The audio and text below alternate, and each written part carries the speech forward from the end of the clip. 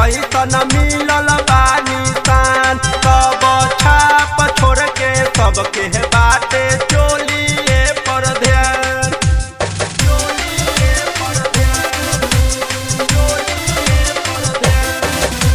चर्चा बाटे घरे घर कैसन मिलल बानी सान। सब छाप छोड़ के सबके बाटे चोलिए पर ध्यान। राइटर चैंपियन राजीव रंजन आई है। अमरेश विमलेश संगे राजीव आई है। नेता होबे है खानदानी। चुनाव चिन्ह